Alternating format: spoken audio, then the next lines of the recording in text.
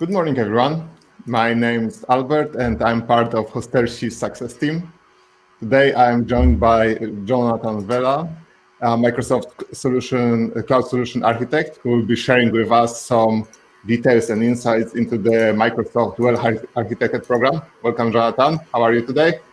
Very well, thank you. Okay, great. A few things before we start. There will be a Q&A block at the end of the webinar for questions from the audience. You can ask your questions at any time using the chat windows in the webinar. The entire presentation today will be recorded, so we will share a link to the video through our social media channels as well as via email after the webinar. In the post section, you will also find a short survey. We will be very grateful if you leave your feedback there as well. And now, without further ado, Jonathan, I give you the stage and you can get us going. Thank you, Albert. Let me start by sharing my screen. So this is going to be, I guess, the toughest part of the day. Let's make sure. Okay, can you guys see my screen properly, i.e. the presentation? Yes, it's fine. Good. It's like the obligatory question of the past 12 months. So, good morning, everybody. Thanks for dedicating time to this session.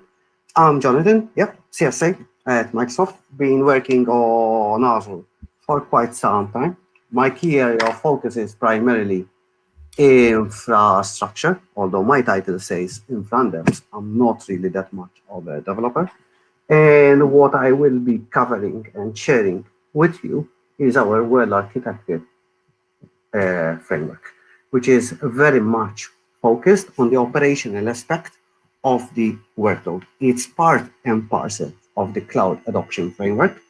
I will describe what CAF is in a little bit more detail in the next couple of slides, but if I had to give you a teaser, CAF is about the environment, your all-up Azure environment.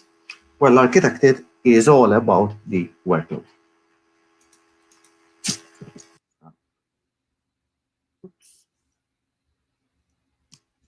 This will make it easier. Just a sec. I'm not really a PowerPoint expert, so bear with me a second. I just need to open all my slides and let's kick it. Okay. This is what we will be covering.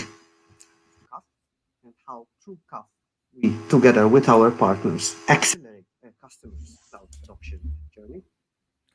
Be critical or very strategic. I think there is something wrong with your microphone. If you, it's breaking up a little. I'm not sure whether we can do something about that. Yeah, pop. Let's try turn the thing off and on again.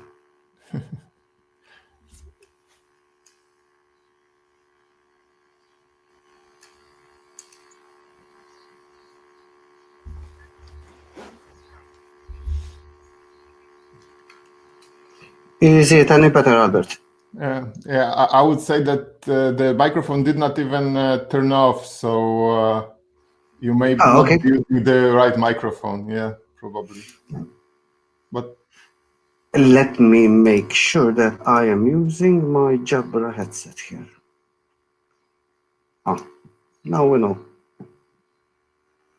So this is what we should be using. Is it this one? Let's try it out because there's two of them. Yeah. So we know what the issues. Can you hear me now? You don't need to click update device settings and then it should be fine. Let me know. Yeah, it changed definitely. Yeah. Oh, okay, super. So we know what was wrong. Apologies for that. No problem. Too many firmware and other updates this morning. Good. So we are good to go. So what we will be covering, CAF, which is all about accelerating our mutual customers' cloud adoption journey. How can we migrate and innovate in the cloud efficiently whilst mitigating any business risks? Because CAF primarily is about the business angle of why Azure then you go into the technical details. Once you go into the technical details and you decide what you deploy, then you review your work using what we call the well-architected. We will deep dive into the 5 pillars of well-architected. That's where it says overcoming workload inhibitors. And I will also cover with you resources.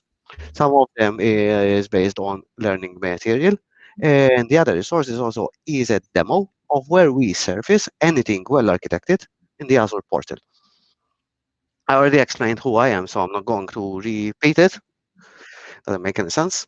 Now, where do we find the tooling for the well-architected assessment? It's part and parcel of Microsoft assessments, where in this landing page, you'll find our 5 key assessments for cloud adoption. Of course, what is in focus today is the well-architected. But on top of that, there's a cloud journey tracker.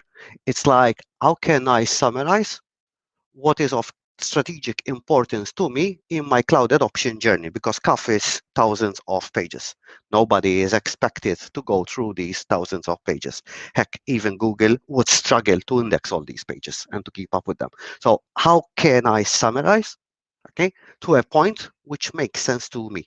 Developer velocity, it's an index, okay, of how we can boost productivity, because one key angle of CAF is all about how we can drive agility, how we can go faster without impacting developer velocity.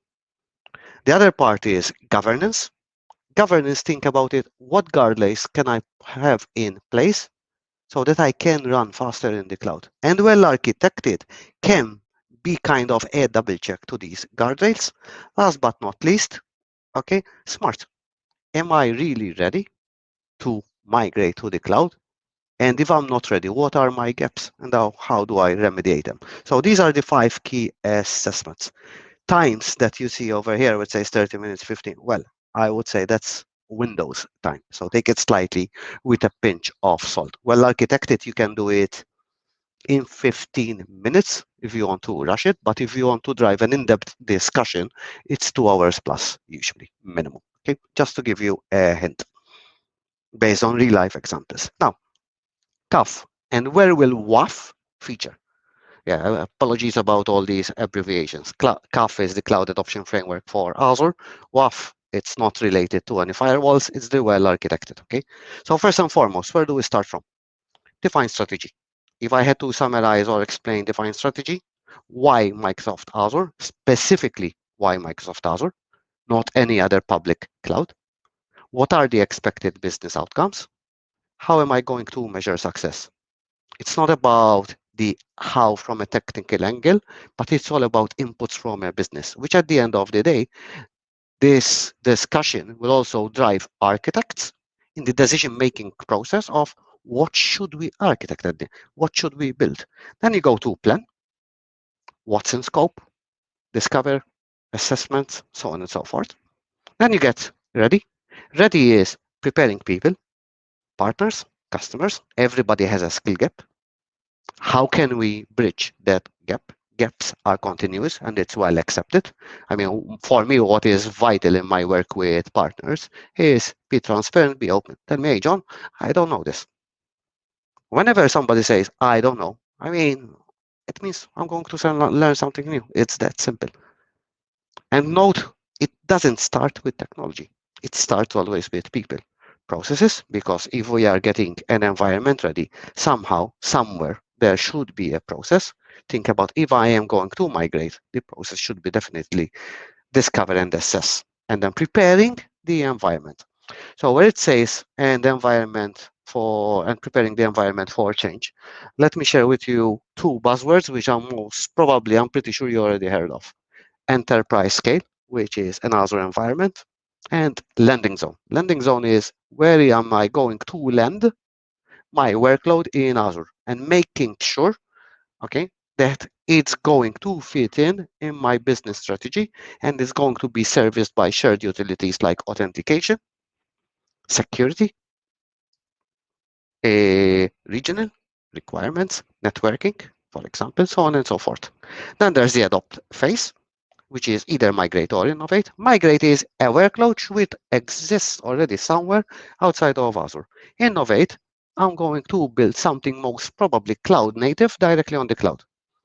Then there's the operational aspect, which is govern and manage. CAF is very much focused on the govern and manage. WAF is very much focused and aligned with the govern and manage pillar, because govern and manage is the operational aspect of the workload. Not only, but for this presentation, focus is on the workload. Okay. Again, like I said, this how can we go faster whilst remaining in control? That's why it says achieve balance. Now, let's start with WAF, the well-architected. And we are going to start off with why. Why is it so important? Let's start with business risk and the security stories or breaches that we all hear about. Definitely they are real and tangible, and we know that they happen too many times that we would love to hear. Okay, the average cost of a breach has gone drastically up. Okay, definitely up. Encryption, however, has reduced the cost of a breach. One of the pain points is if you don't know how to encrypt or you don't know what to encrypt, then you will never drive encryption.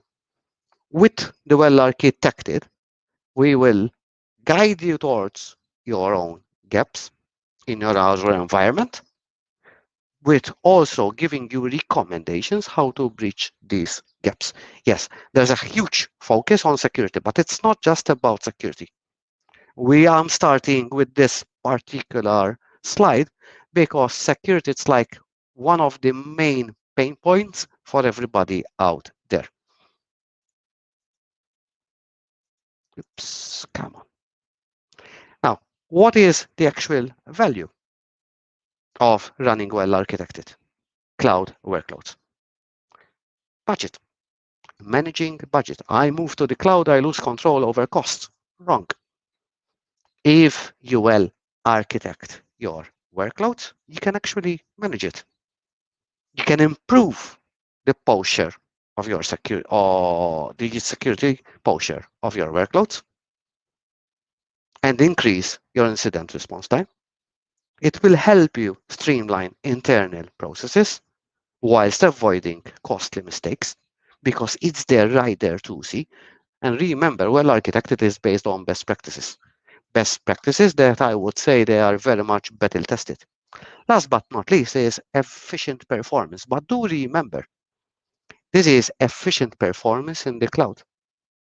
If I had to rephrase it in a way that makes sense to folks that work in retail, I would say that without public cloud, the way we deploy resources, it's as if every day is a Black Friday. In public cloud, we need to be very, very, very efficient with performance. We only deploy or scale up or scale out the resources that we need exactly when we need it.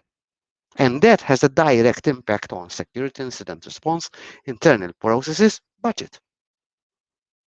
It's all interlinked at the end of the day. Now, let's kick it. Well-architected framework. Here are the 5 pillars. Cost optimization. Hint, it says optimization. It doesn't read reduction. Reduction is part of optimization. Operational excellence, performance efficiency, reliability, last but not least, security. And we will also be talking about trade-offs, but pro tip, if there's one thing which you should try, okay, to avoid at all cost as a trade-off is security. Because when you trade off on security, the implications can be literally unmanageable, okay? Now, well architect and optimize workloads for success. First and foremost, the huge why, okay? You build workloads which are running in the cloud. Workload is not an individual service. So let's say that I am running SAP on Azure. SAP on Azure is the workload, but that workload would feature items or services like firewalls, load balancers, definitely virtual machines, databases, security, policies, so on, whatever constitutes the workload. It's not an individual service. It's very rare that's an individual service. Okay. How can I build my workloads in Microsoft Azure with confidence, leveraging proven best practices? Now, it doesn't mean that you need, if there are 10 best practices, you need to apply all of them. In an ideal world, yes, you would do so. We don't live in an ideal world. But if there's 10, try to aim for a good 80 to 90% of them. It also gives you actionable, and this is key, actionable and simple to use, deep technical resources to design workloads that show immediate results to the business. That's why I said in CAF, it's critical to get the strategy part done, right? Why? Because that is where you help yourself and the customer define the expected business outcome. Well architected at the end of the day must be aligned with that expected business outcome. Last but not least, it also helps you understand where you should be focusing to optimize my workload. Okay, so just make sure that you are looking at it from the very right angle, and I will get you there very shortly. Tooling, documentation, so on and so forth that are available to all of us as part and parcel of well-architected. Well, there's definitely the well-architected review, which is the assessment. The design principles, which are part and parcel. Just a sec, guys. My dog is barking. When you work from home, you need to adapt on the fly. Design principles, reference architectures, which are based on design principles, documentation. I know that we are techies, and just like me, most techies hate 2RTFM. It is that simple. Last but not least, and it's critical in my line of work because I am a cloud solution architect for partners, the partner offers, which I help my partners build and commercialize in our marketplace, focusing on well-architected. But again, remember, in order to do all of this, it needs to start with a clear expected business outcome. Pillars, slightly more in depth. Okay, we are going to start hitting them. But I have this slide over here on purpose because the first line says it all. What is well-architected? It's architecture guidance. So don't expect level 100 like content. Okay, so it's pretty much in-depth technical content, which is based on battle-tested best practices created for architects, developers, and solution owners. So if you don't know Azure, well, you might understand some of the stuff in well-architected, but you might struggle.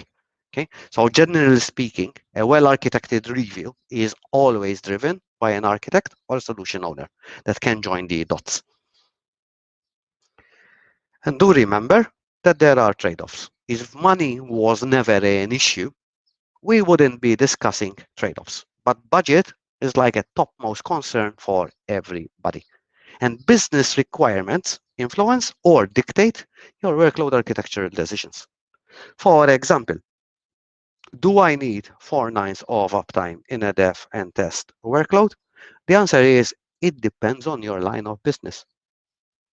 If you are an outsourced development company, what constitutes a dev and test workload for you could be production for somebody else. Mission critical workloads. How many nines? On paper, 4 nines looks and sounds super mega amazing. What is the trade-off if I go in for 4 nines? What if I go for 99.95? What is the trade-off? I might be paying slightly less, but my RTO and RPO might be impacted. But then again, do I need 3.5 nines or 4 nines? And that is where you run a business discussion with your customer. Last but not least, security.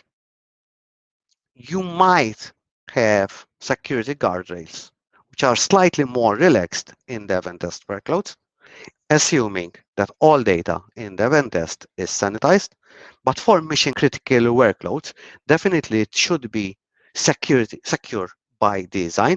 But then again, depending on the workload, okay, you might bolt on additional security constraints. So only yesterday I was having a discussion with a partner and the bank based in mainland Europe. They need an Azure environment which can cater for their internal run-of-the-mill applications and an environment that can meet or can help them accelerate their journey towards two compliance and or regulatory compliance requirements, these being PCI DSS and SWIFT. So what we've done is we decided, okay, some workloads will go in a particular Azure subscription, and these are the security controls which we will apply. But these more than mission critical workloads, which includes the likes of SEPA payments, we need to apply on top of it these blueprints. The trade-off in this case, it's an overhead in management and an additional subscription. It's not really an overhead as an additional subscription, but then again, anything which you add, you need to kind of balance it. But the requirement was clearly influenced solely by a business need. Nothing more, nothing less. Now, how do we overcome quality inhibitors? And I highlighted on purpose some of them. Cost optimization. Where do we start from? What is one of the major pain points out there? Unclear or underused. Okay, unclear on underused or orphaned resources. I have no idea what my resources are doing in Azure. Do I need a Ferrari all the time? The answer most probably is a no. How can I surface that information? Well, there's a tool, Azure Cost Management, which we'll see later on. What about orphaned resources? And let me name one extremely popular, common, for all the wrong reasons, orphaned resource. Whenever you delete a virtual machine in Azure, you don't delete the disks. The disks remain there.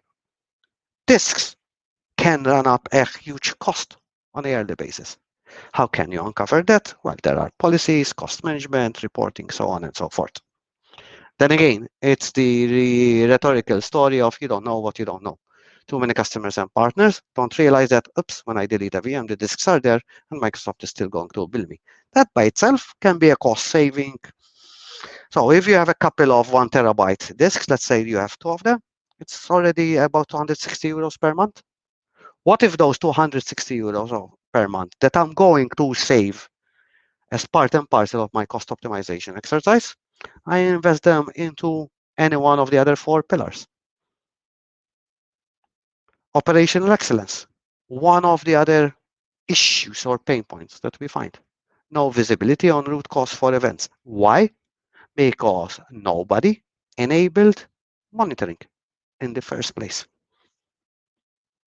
So if an incident happened at 11 and I enabled logging, monitoring, so on and so forth at 11:05, I'm not going to capture that incident.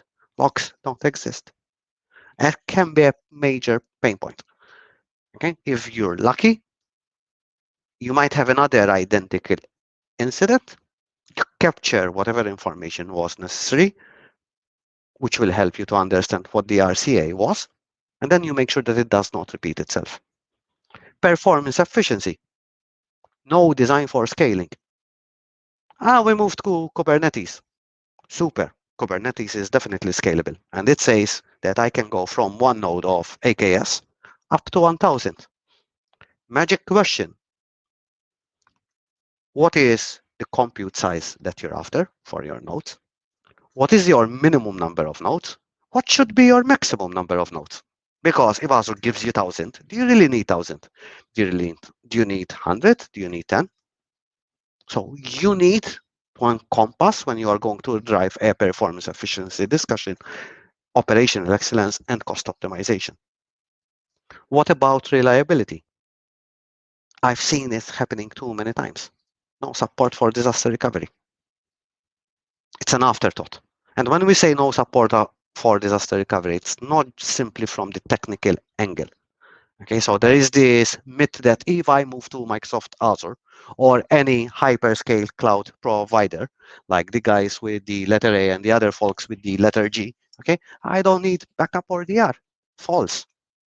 Yeah, the likelihood of public cloud being impacted by outage, to tell you, it's becoming much more of a lesser issue. The likelihood is much more of a human error by whoever is operating these workloads. How do I recover? So this has a clear impact on this part, unclear on resiliency features, capabilities for better architecture design, for example. Lack of data backup practices.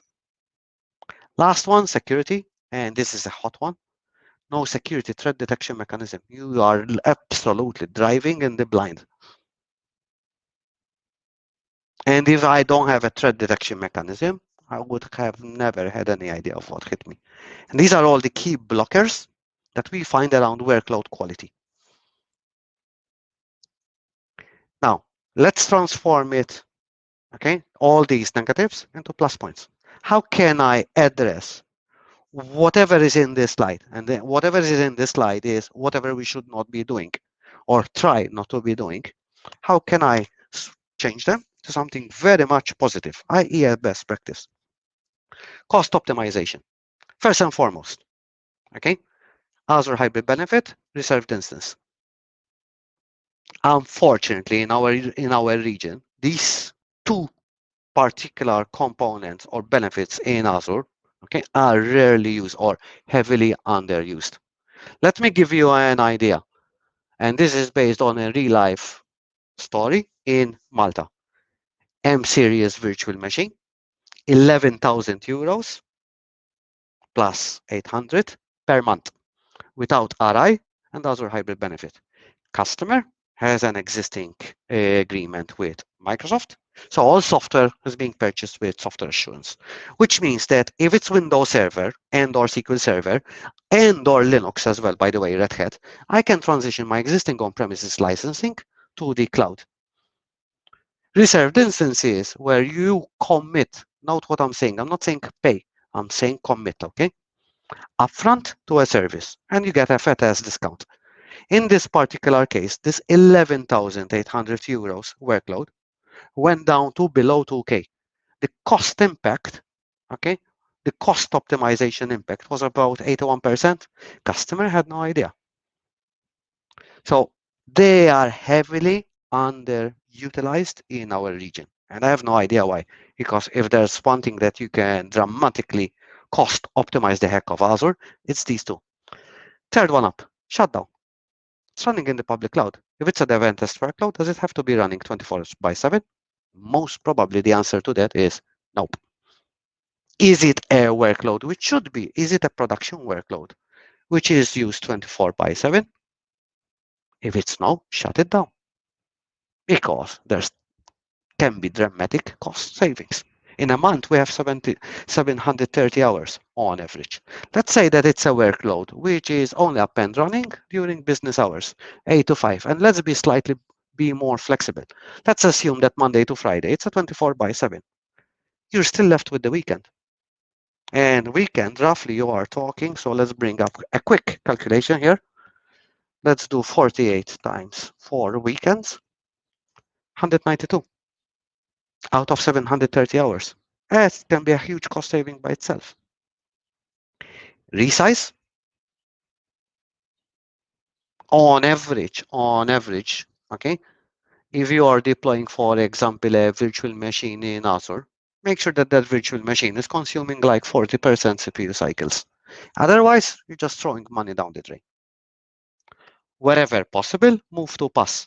PaaS doesn't necessarily need to be cheaper than a VM, but there are benefits like built-in resiliency, built-in patch management, which kind of makes your life a little bit simpler when it comes also to security, so on and so forth. What about operational excellence? DevOps and deployment. Leverage wherever possible concepts of infrastructure as code. Monitoring. Make sure that whatever you deploy is being monitored.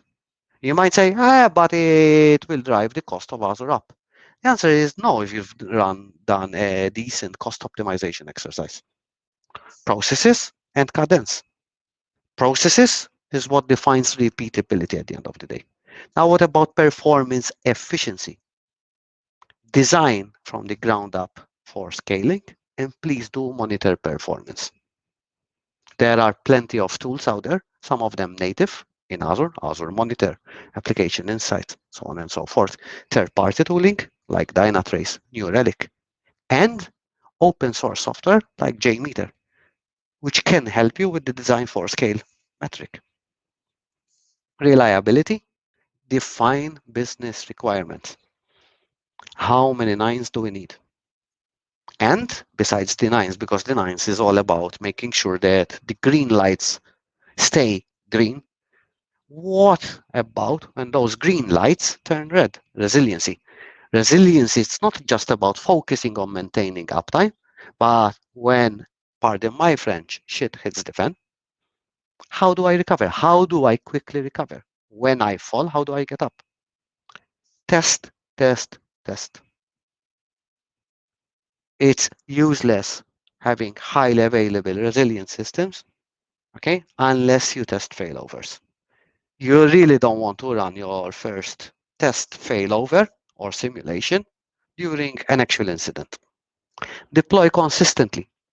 And again, that takes us to operational excellence. Wherever possible, use infrastructure as code concepts, wherever.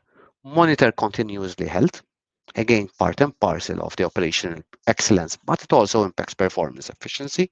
Last but not least, respond to failure and disaster. It could be the case that if Azure is down for 2 hours, business states, well, heck, we're not even going to invoke BCDR because the manual recovery process is going to be more painful. Why? Because perhaps you need to reconciliate manually some of your records. Remember, it's BCDR. It's not ITDR, business continuity. That's what it says. So when you need to respond to failure and disaster, focus on the business need. Last but not least, security. Please do make sure that you get identity and access management done right. Because whatever I have been talking about, if you get I am wrong, you can forget about the rest. And if you are a partner that's leveraging Azure Lighthouse, please do implement privileged identity management, i.e. you get only elevated access exactly at that moment in time when you need it. It will take this applies also to customers, of course, but since I work with partners, I'll focus on the partner and Lighthouse story. Please implement it. Infra protection. Think about your infra protection, app security, data encryption story as an onion, defense in depth. Okay, the core of that onion being your data. The more layers you have, the more secure or difficult you make it for your attackers. And one of the best practices is please protect Azure from non-Azure resources. In fact, in my, I don't know, I think I've been working with, not I think, I've been working with Azure since 2014. The primary source of a breach in Azure resources, compute resources, has, so in all cases, has always been that an attacker first penetrated an on-premises DC, and through the concept of lateral movement, they penetrated Microsoft Azure. Why? Because there was no firewall. And the customer told us, but we have a firewall on premises. Yeah, dude, you forgot your other data center, Azure, to protect it. And Azure, if you do your own homework pretty much well, you can catch them in the act through security operations. Another important aspect of security, sovereignty of your data. Coincidentally, this is also part and parcel of what I discussed with this customer from the banking industry. EBA does not permit us to host any data at all outside of the EU. Hey, Microsoft, you have 60 plus regions. It's a major concern, pain point for us. Now, Mr. Customer, there's a policy which you can easily deploy and you dictate where resources can be spun up in Azure. It's that easy? Yep. Because data encryption and sovereignty, or the lack of them, can also constitute a security breach, right? Now, Where do we find all this information? Time for a quick demo. Okay, you find all of this information in what we call Microsoft Azure Advisor Score for your environment. Let's go in it quickly. So what I'm going to demonstrate, I have access to quite a few subscriptions within Microsoft. Okay, I can tell that from a cost point of view, I have a terrible score because I could cost optimize by about 3K per year. That's why I'm scoring 30%. And that's where I would start because that's my lowest score. And then I have like gaps in security, reliability, operational excellence, and performance. Well, today is a good day to tell you the truth. But let me show you, for example, system is telling me that I have some SQL servers, databases, sorry, okay, which I should right size because they are underutilized. And let's say that I don't trust what I'm seeing here right in front of my face. So let's go in it.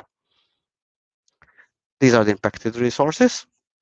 Let's go into the database and let's figure out why Azure Advisor, okay, which is your best practices body that's consistently and continually running in Azure and dishing out advice on your Azure resources, why it's telling me that I should resize.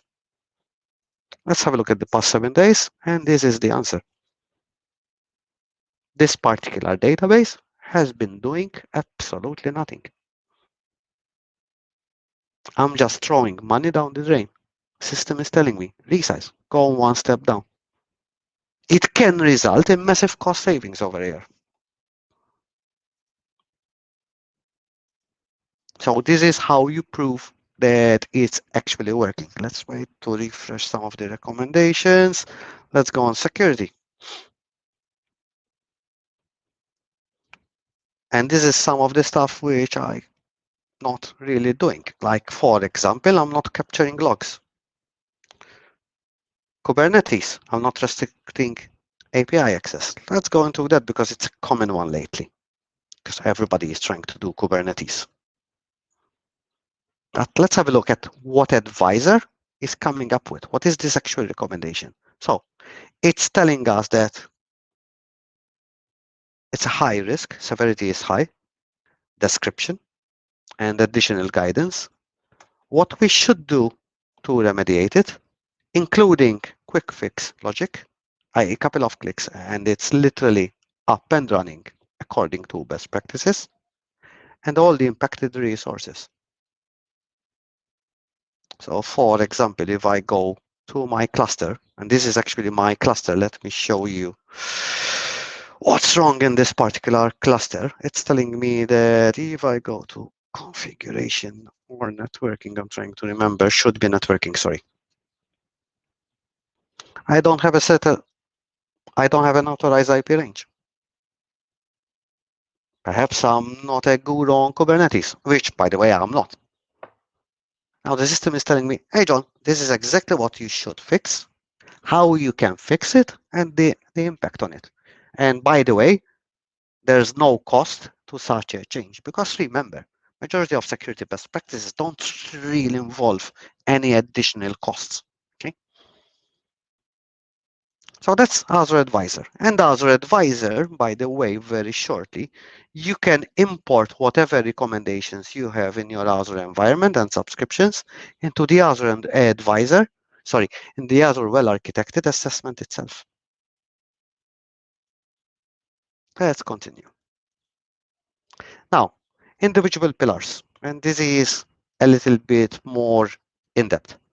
When it comes to costs, how can you understand what are your costs? Assuming that you migrated your customers to Azure Plan, well, you can understand clearly, okay, and forecast your costs, leveraging Azure Cost Management. Let me show you how this is done, because this is like one of the major pain points for customers. Let me switch to my subscription here,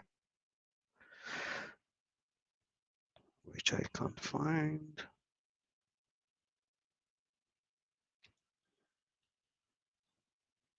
That's it.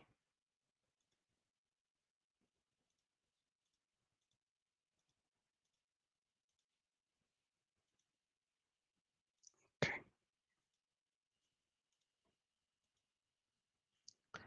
Please change scope.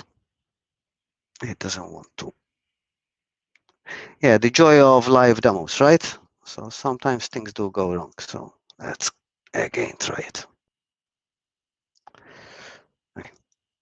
It's not allowing to somehow change scope of my subscription in ACM.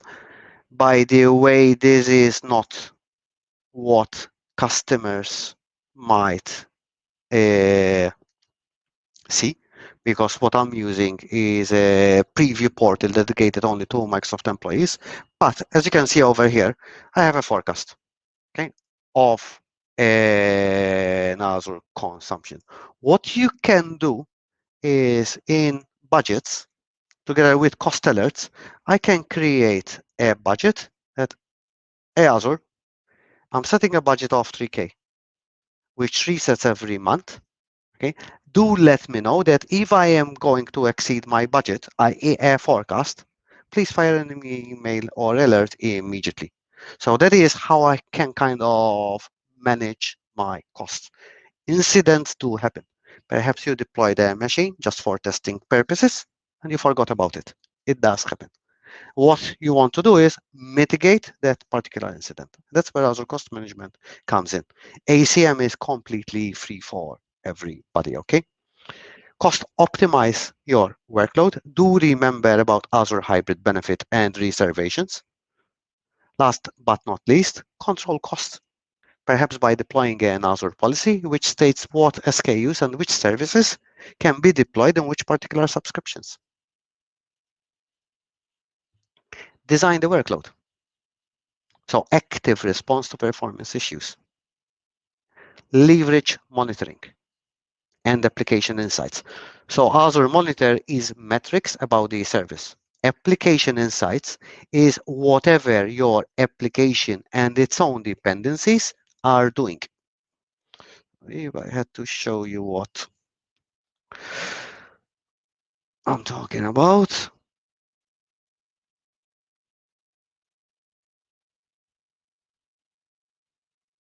Really. Okay.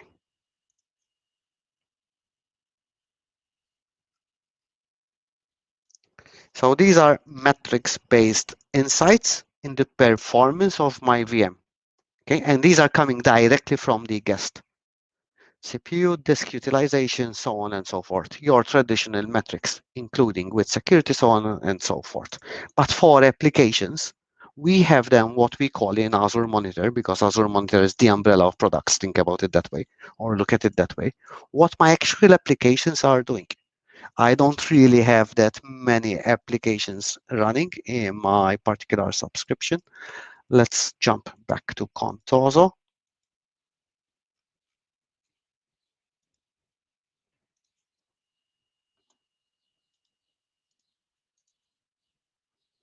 Let me show you how you can also, okay, bring up telemetry in your own code. And this is an application map, for example.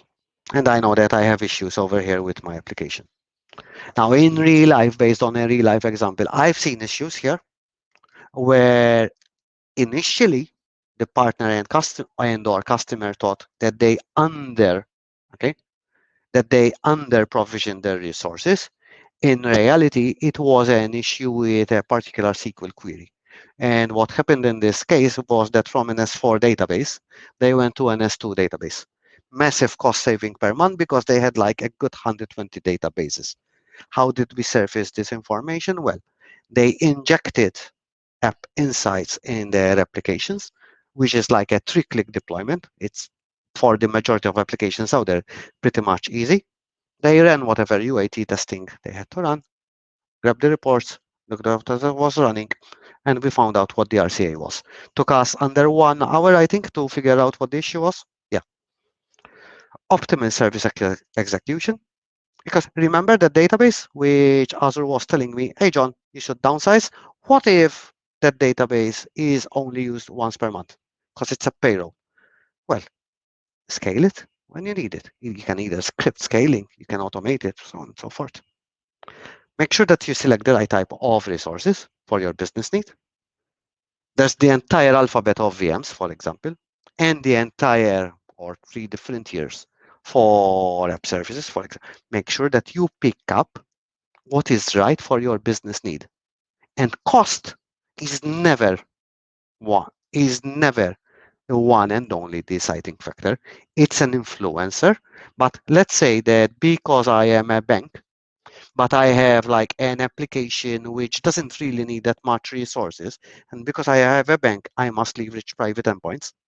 Then it means that in order to leverage private endpoints in app service, I have no other option with the exception of using premium plans.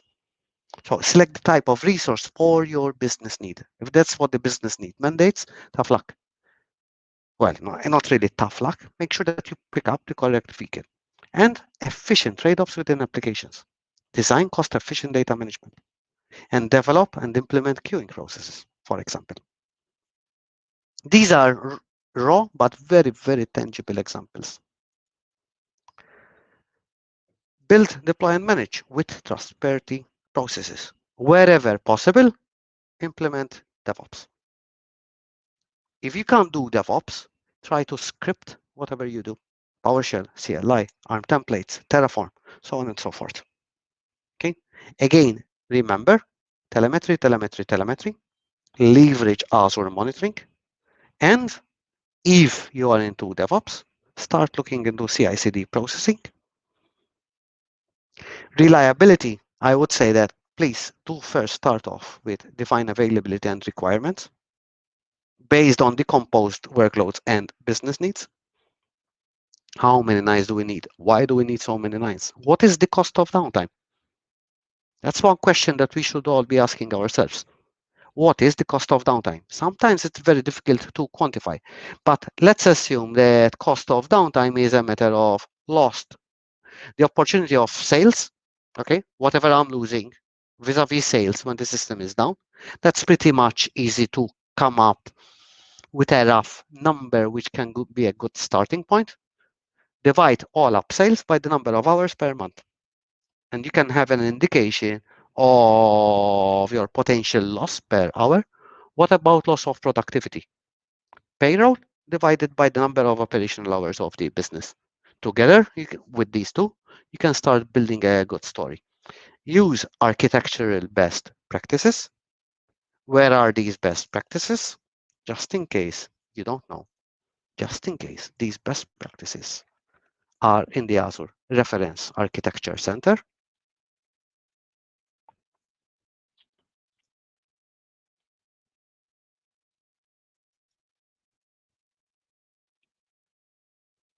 And there's a lot of architectures.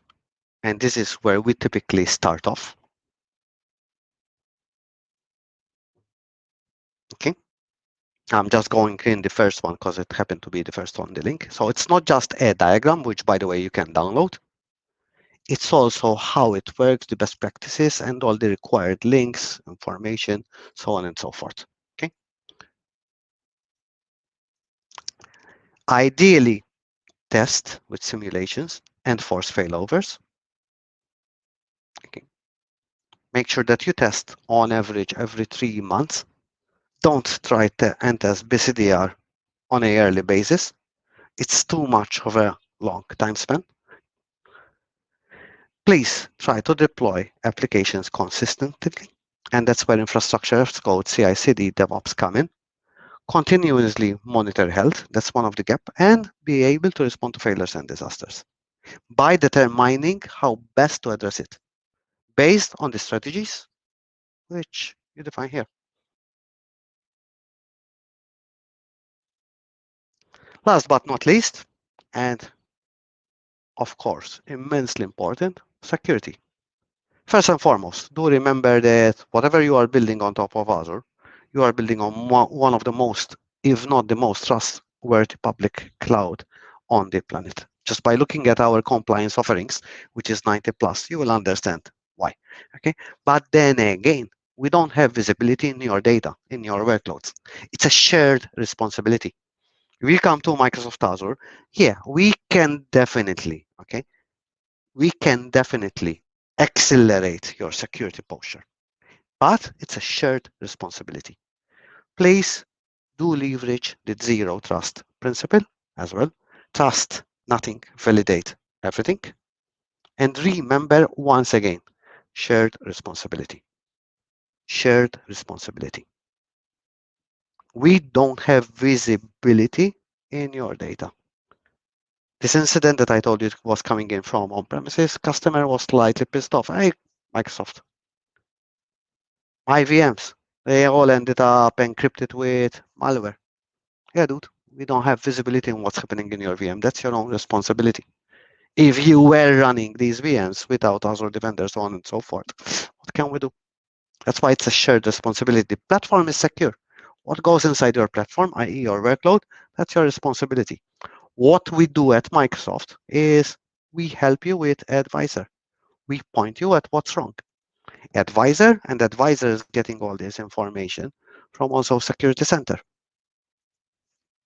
And by the way, Security Center, unlike Advisor, then can span Azure and non-Azure resources. As you can see here, I have on-premises resources, AWS resources, and GCP resources, and of course, Azure resources. And I'm looking at all my all up security and compliance estate. Proactively stay secure with native controls. That's what I just showed you, Azure Security Center.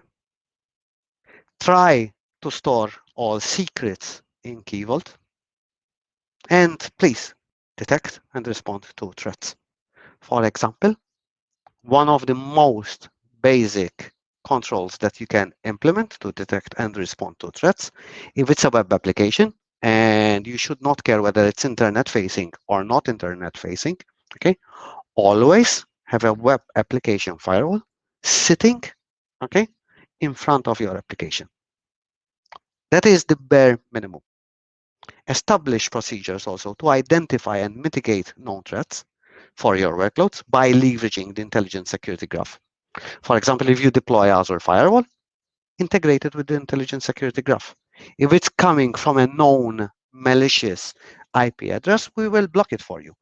Do remember that Microsoft is running one, if not the largest network on the planet. Last but not least, please do embrace automation via Azure Defender, because it can literally take your security to the next level. It's like having a team of security experts sitting down with you 24/7. Now, we are coming to the last 2 minutes. Like I said, is where can I find resources? Where do I get started? My suggestion is that first and foremost, go to portal.azure.com, log into your Azure subscription, type in Advisor, go into Azure Advisor. Oops, wrong click. And have a look at what is being recommended by us, by your own Azure Advisor. Have a look at the information, go through it, okay? Understand your gaps, prioritize them, understand how you can remediate some of these gaps. It's there already. This is not something which you need to activate. Azure Advisor is on by default. And that's where you need to understand changes. If you have time, okay, try to review the well-architected framework. Consider trade-offs as well, but like I said, typically don't try to trade off on security. Start by defining and perhaps implementing recommendation, and establish a regular cadence. When do I review my workloads? Do I do it on a monthly basis, every 3 months, every 6 months, whatever? And design and deploy new workloads aligned, okay, with the workload architecture best practice, but based on the priorities of the business. Business first. Business is the driver. Technology is the enabler. Okay.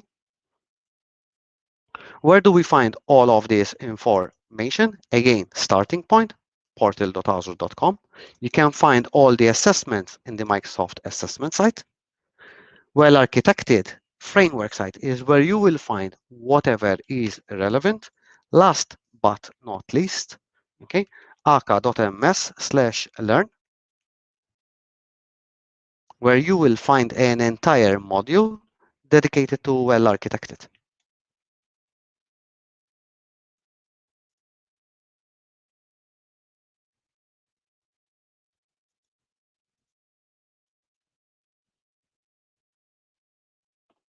And there's all the necessary content that you need. Some of it is high level, what I call level 100. Okay. Some of it can go extremely deep. It's up to you to pick up where you want to start from. Okay. And as you can see, I concluded this part. And cost optimization is one of the ones where I started. Okay, like for example, if you want to focus really on how can I optimize the heck out of Azure, start off with this particular module. Roughly, it's 1 hour long. It's part and parcel of the entire learning path. Learning path is give and take 6 hours, roughly 1 hour per module. It's all explained here. It's pretty much an interesting read. With this, I wrap up my presentation. Once again, I thank you for attending. If there are any questions, please do feel free. If not, Albert, you can take it back, and I'll stop sharing here. Okay, thank you very much, Jonathan. Welcome, We'll Albert. give the attendees a few seconds to write the questions. Maybe I'll start with one, since we have you here. So you've told us about where to look for resources and where to start. And what I would like to know from you is, when is a good time to really start thinking about this well-architected? Do we start right at the beginning, or do we have to really have some workloads running and then think of well-architected? What's the best approach here? Okay, so it depends at which stage you are in Azure. So the way well-architected is built, it's both for greenfield deployments, i.e. new deployments. In that particular case, make sure that whatever you deployed is aligned with best practices. And of course, business priorities and business strategy comes first. If you already deployed in Azure, try to review your your existing Azure environment leveraging Advisor. So it's not, should I do it before and after? Do it exactly where you are. If it's going to be a new workload, make sure that whatever you are going to build on Azure is aligned with the framework, i.e. best practices. If you have existing workloads, my ask to all of you attending this call, please go to portal.azure.com and have a look at the recommendations in your own Azure Advisor. That's what I would recommend to everybody. Okay, sounds great. Maybe one more question. Sure. How does one perform a formal audit of the well-architected? Is there some help from Microsoft, which we can say, okay, we will look at your infrastructure and see whether you are doing good?